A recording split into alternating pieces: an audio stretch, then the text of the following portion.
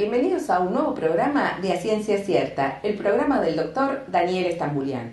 Hoy un programa muy interesante, controversias. ¿Qué es el cannabis? ¿Qué es la marihuana? ¿Son unas cosas iguales? ¿El cannabis medicinal? Vamos a tratar de develar todos estos interrogantes. Para ello tenemos un invitado muy especial. Él es el doctor Paulo Cáceres Guido, que es responsable del área de farmacocinética y farmacología clínica en el Hospital Garrahan. Paulo, mil gracias por venir. Paulo, viste que en este momento está muy de auge todo este tema, ¿no es cierto? Y a veces la gente confunde. Es lo mismo cannabis, marihuana, cáñamo. Escuchamos todas estas determinaciones y ¿qué diferencias hay? Bien, para empezar vamos a decir que son todo lo mismo. Ajá. Es decir, todas derivan de una sola planta, que así como una persona se llama Juan Pérez, en las plantas, en todos los seres vivos, también se definen por género y especie. Es decir que todos estos términos que decís se refieren solo a una planta que se llama Cannabis sativa. Solo que por momentos, depende de lo que estemos hablando, uno habla, por ejemplo, de la parte industrial, de las sedas, de otro tipo de usos industriales no médicos, hablamos de cáñamo. Perfecto. Pero si hablamos de marihuana, podemos hablar de también la misma planta, pero de un uso recreativo, o incluso, si hablamos de cannabis solamente, estamos hablando más probablemente del uso medicinal. Pero la verdad es que se mezclan un poco unas con otras. Pero es importante lo que vos nos determinás, ¿no es cierto? Hoy nos vamos a referir en especial al cannabis medicinal, al cannabidiol. Perfecto. Sería. En realidad, el cannabis medicinal es cualquier parte de la planta, o la planta entera, o partes trituradas, o los compuestos químicos que se sacan de ella, es decir, lo que se llaman fitoquímicos. Todo eso, cualquier forma a través de la cual nosotros lo ingiramos o se administra a un paciente, por ejemplo, un comprimido, un té, un aceite, etcétera, etcétera, lo que fuere, todo eso se llama cannabis medicinal. Es un término muy genérico. Lo que vos dijiste, cannabidiol, es uno de los más de 500 compuestos que tiene cannabis sativa, de los cuales más de 100, 120 y quizás más, tienen algún efecto farmacológico comprobado. Y por eso se les llaman cannabinoides. Entonces, de todos los cannabinoides que hay dos que son los más estudiados. No los únicos, los dos más estudiados. Uno es el cannabidiol y otro es el que se conoce comúnmente como THC o tetrahidrocannabinol, que es el que produce efectos psicoactivos. Exacto, que ese no nos vamos a dedicar a ese que está más relacionado con el uso recreativo, ¿no es cierto?, de la planta. Sí, es cierto, pero como decíamos que antes se mezclaban los términos, también se mezclan las actividades de los compuestos. Si bien es totalmente cierto lo que decís, que el THC está muy relacionado a los efectos recreativos, entre comillas, ¿no es cierto?, también es cierto que tiene actividad farmacológica junto con el CBD, que es el cannabidiol, y varios otros, y estamos en una etapa en la que están empezando a dilucidarse cuánto sirve uno para una cosa, cuánto sirve para otra y demás. Porque hoy lo que queremos dilucidar un poco es que hay mucha expectativa en el público en general, tal vez dándole propiedades mucho mayores de las que tiene o menos. Yo quiero que vos nos clarifiques un poco, ¿sí? ¿En qué casos está más estudiado el uso del cannabis medicinal?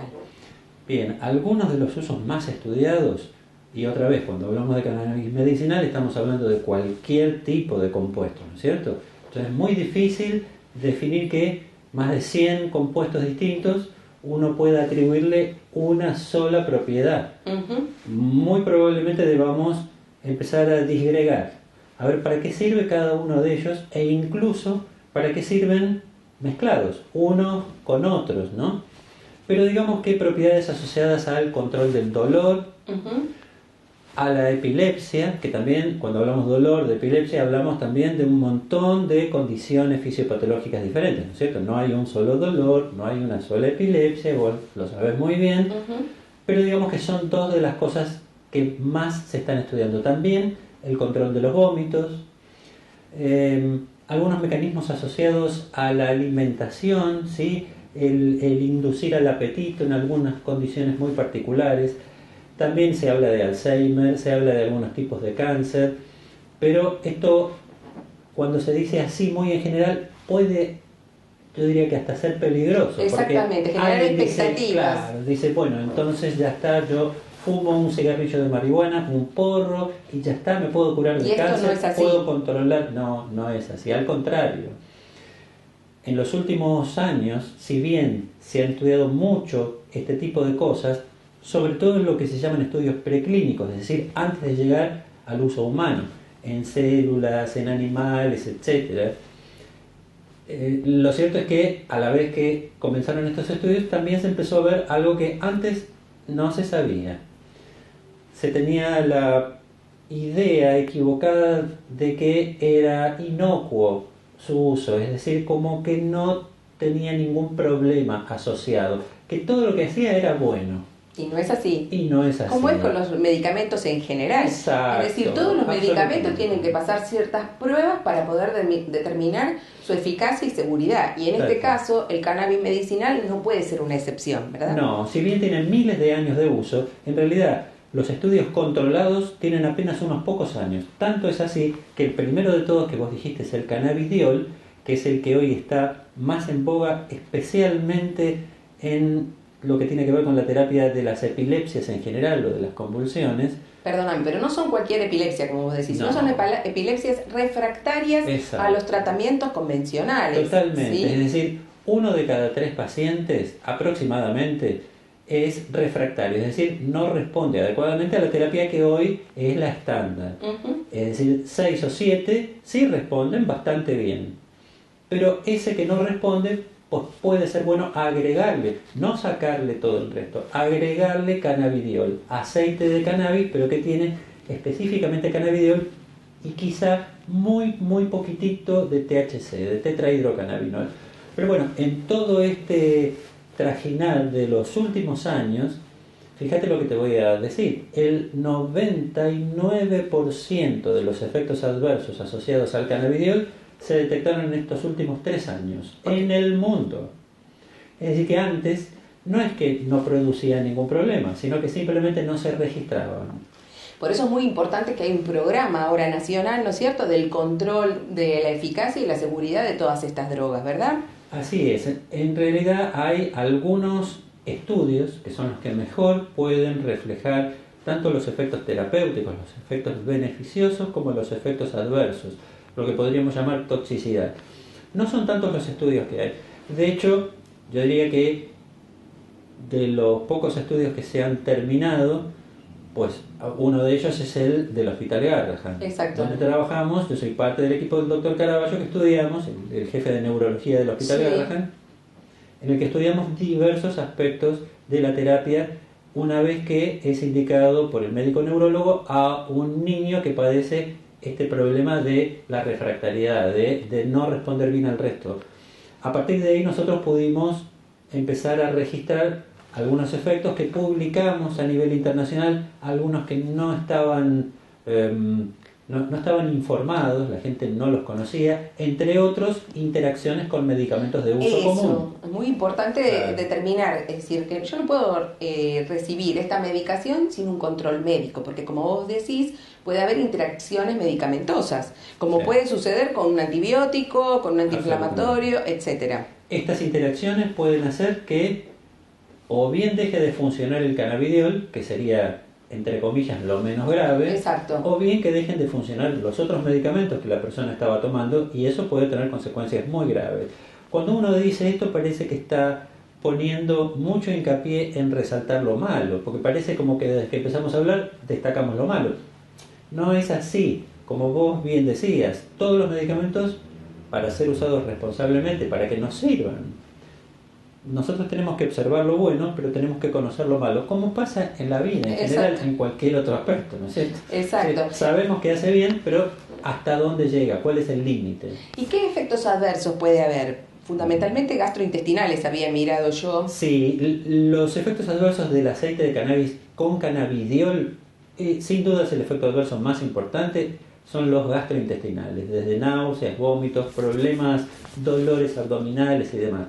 Tanto es así que si bien los resultados fueron relativamente buenos hasta ahora, la verdad es que un porcentaje importante de pacientes tuvieron que dejar el tratamiento particularmente por la alta incidencia, el alto grado de presencia de efectos gastrointestinales. Así que no estamos hablando de un problema menor. Es un problema que hace que el paciente que dijo, bueno, no respondo a tal terapia, agrego el cannabidiol, debió finalmente dejarlo.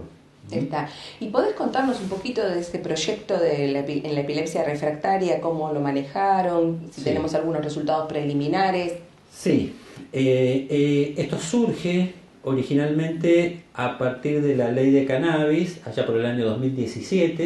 En el 2018 se formaliza un grupo que hasta ese momento, luego la cosa cambió y se amplió el abanico de enfermedades que se pueden tratar, hasta el punto que hoy un médico puede avanzar sobre cualquier otro tipo de terapia que no sea exactamente la epiléptica, pero en aquel momento solo se podía usar para epilepsia refractaria en investigación. Entonces se avanzó justamente en eso, se presentó un protocolo de investigación, se terminó una gran parte, seguimos ahora trabajando en ello y muchos de los resultados ya se publicaron en revistas internacionales de buen nivel. Muy bien, como ahora tenemos que ir a un corte, después nos contás cuáles son los resultados de este ensayo, o por lo menos los preliminares. Sí, Paulo, muchas gracias.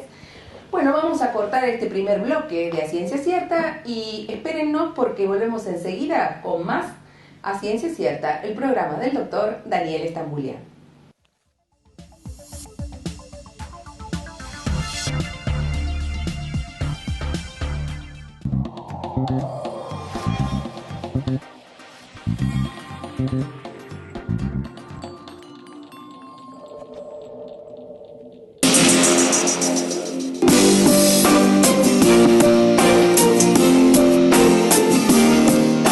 Espasa, concesionario oficial Volkswagen, número 1 en ventas en Argentina por 16 años consecutivos. www.espasa.com.ar.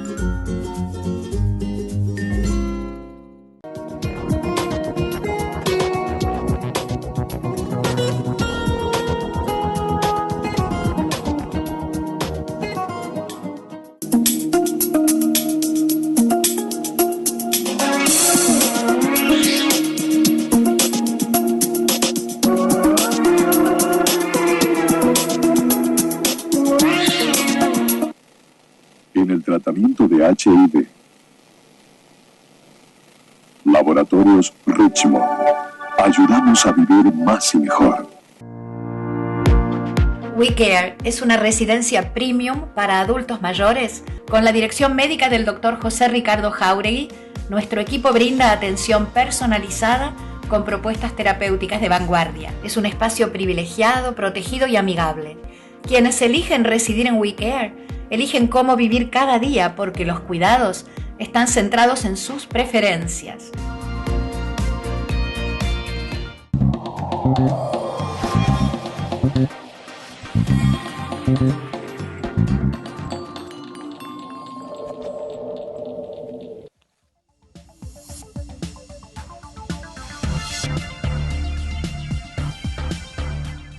Volvemos en este segundo bloque de A Ciencia Cierta, el programa del doctor Daniel Estambulián, y seguimos con el doctor Paulo Cáceres Guido hablando de cannabis medicinal.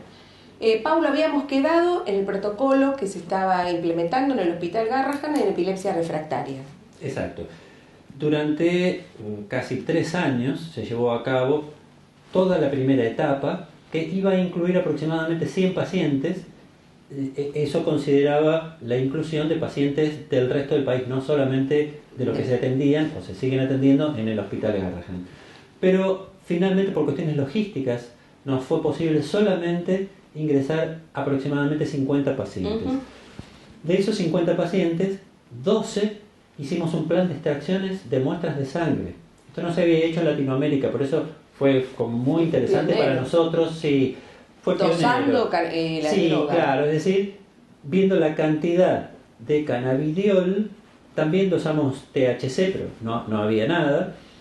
Así que nos centramos en la cantidad de cannabidiol que iba habiendo a lo largo del tiempo desde el propio momento en el que el paciente lo tomaba. El paciente en general lo toma, pero estamos hablando de niños, así que esto es administrado por, en general, las mamás o las enfermeras.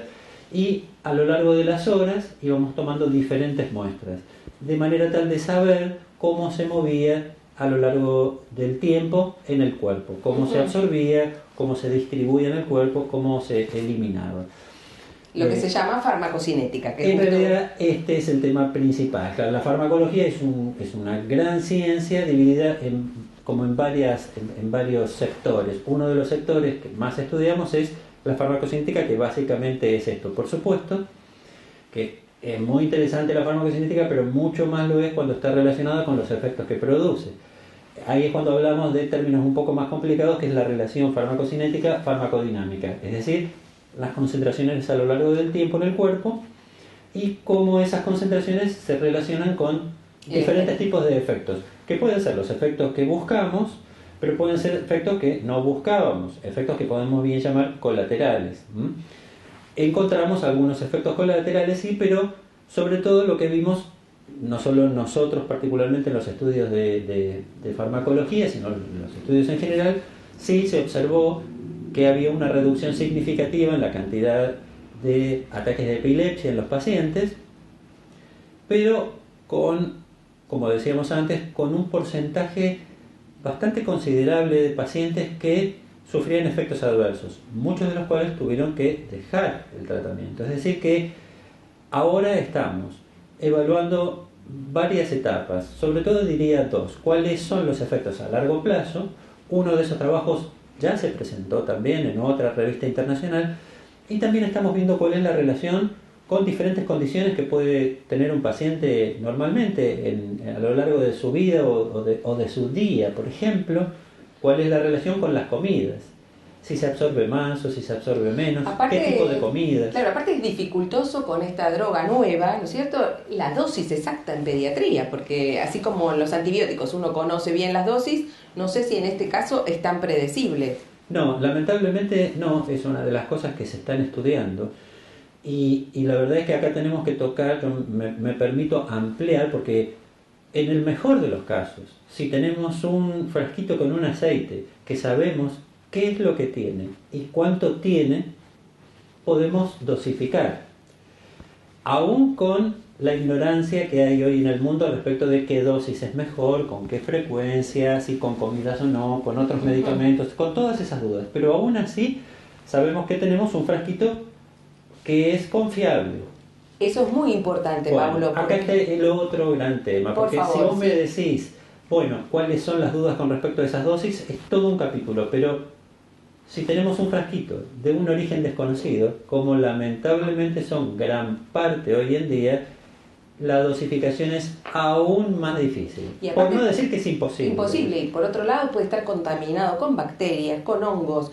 Esto es decir, que puede ser más grave su administración que el efecto que uno desea que se produzca, sí, ¿no? Yo quisiera realmente, pero sé que es imposible ya a esta altura. Por ahí hace 25 o 30 años habría querido que este tipo de cosas que decimos llegan, la gente las entiende y las aplica para su propio beneficio. Pero hoy yo soy bastante escéptico. A pesar de lo que te escuchen a vos o a mí, es muy probable que muchas personas vayan a la esquina, Y lo compren. Y compren de un origen Pero no está desconocido. mal que nosotros demos este alerta, ¿no es cierto? Que tiene que es necesario. es necesario darlo, porque realmente es muy peligroso, porque no se sabe cómo está fabricado, qué excipientes tiene, como vos decís, qué cantidad y concentraciones, por ejemplo, del principio psicoactivo, que tal vez puede hacerle peor al chico que la enfermedad. Quienes cultivan, hacen procesos químicos de extracción y luego diluyen en un aceite y envasan, ocultan esta información. No dicen la verdad. Ellos lo que asumen es que si es una determinada planta, porque dijimos que es cannabisativa, Sí. pero en realidad hay muchas variedades distintas, cepas. Ellos suponen que porque es una cepa determinada, solamente con hacer 2, 3, 4 pasos se aseguran de que lo que hay en el frasco final va a ser lo que se supone que debería ser. La verdad es que eso no lo saben. Es muy grave para la salud, Es muy sobre grave. todo. ¿Sabes en qué estamos en este momento? Yo me atrevo a decir, en un gran ensayo clínico, no solo nacional, sino mundial, en donde la gente se permite, endiosando a una planta, que es extremadamente útil, no tengo ninguna duda, pero endiosándola en el marco de la ignorancia que hoy la rodea, hasta el punto que se expone a problemas graves. Exactamente. Solamente pensando que va a ser un efecto positivo y olvidando lo que seguro va a pasar, y ya se sabe con total claridad que además de esos efectos positivos va a haber muchos efectos negativos. No quiero ser tremendista, porque si no la gente va a pensar ¿de qué estamos hablando? Al final esto no es bueno. Sí que lo es, pero para que sea realmente bueno hay que hacer todos estos controles que parece que las ansiedades y los tiempos los quieren acortar. Me parece y no que es está demasiado, bueno, exactamente. demasiado. Por eso es muy importante estar bajo la protección y la observación médica y que realmente sean productos producidos en una forma segura.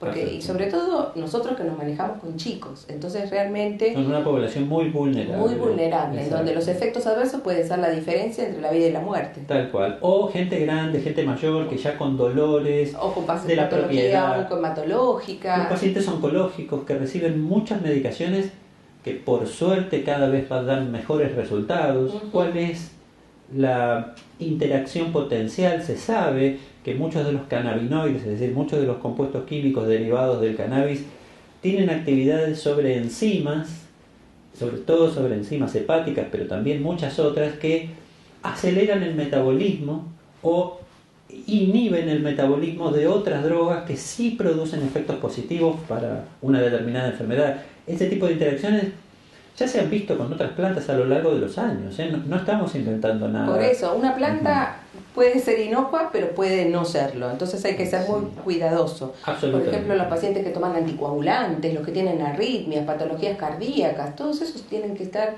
con mucha precaución. Exacto. No tener esas precauciones, bueno, uno puede asumir, conocer, que esto me parece muy interesante abordar este tema con total apertura, de manera tal que la gente sepa.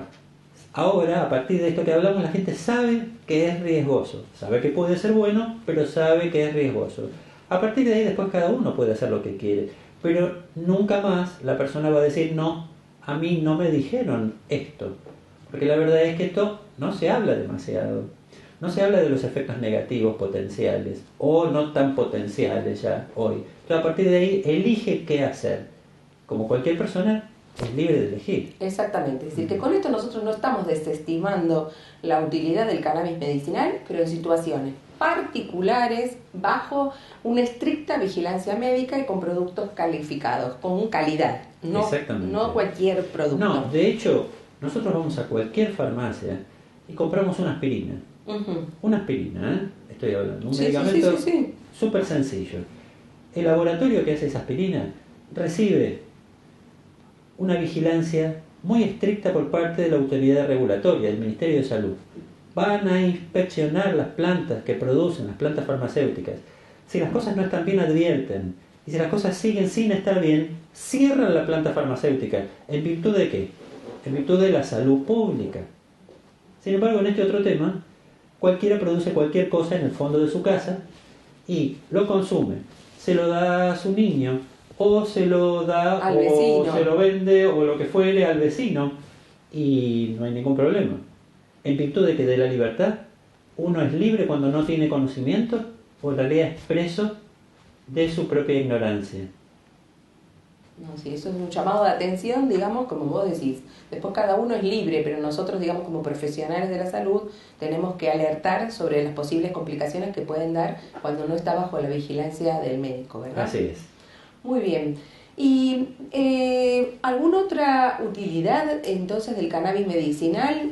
Bien, en realidad la utilidad depende de lo que nosotros encontremos en la bibliografía de referencia. Y además de las vías de administración. Algo de lo que no hablamos es cuáles son las vías de administración, es decir, a partir de qué forma farmacéutica, llamamos nosotros, se le puede administrar a un paciente. Casi no se habla, por lo menos no hasta el momento, de preparaciones intravenosas derivadas de cannabis, pero sí, especialmente de la vía oral, pueden ser comprimidos, un té, la inhalatoria, que puede ser un aceite inhalado o el hecho de fumar, o la tópica. Las tópicas que se encuentran en productos oficiales o que se encuentran en productos no tan oficiales que no sabemos qué tienen. A partir de ahí, cualquiera de estas formas pueden tener actividad sobre algunas de las patologías de las que hablamos, enfermedades o condiciones, dolor, epilepsias, náuseas, etc. Muy bien, Pablo, realmente muy apasionante el capítulo, creo que da para más y que todavía tienen que continuarse los estudios para poder sacar las conclusiones definitivas, ¿verdad? Así es. Te vamos a volver a invitar y muchas gracias, Pablo. Al contrario. Bueno, hemos terminado este capítulo muy importante de A Ciencia Cierta y con el doctor Paulo Cáceres Guido no queremos desestimar el uso del cannabis medicinal, pero siempre bajo control médico y bajo circunstancias especiales y en patologías especiales. Tengan en cuenta que como cualquier medicamento puede presentar también efectos no deseados, adversos que pueden ser muy graves y complicar la evolución de los pacientes. Nos vemos en un próximo capítulo de A Ciencia Cierta, el programa del doctor Daniel Stambulian. Hasta la próxima.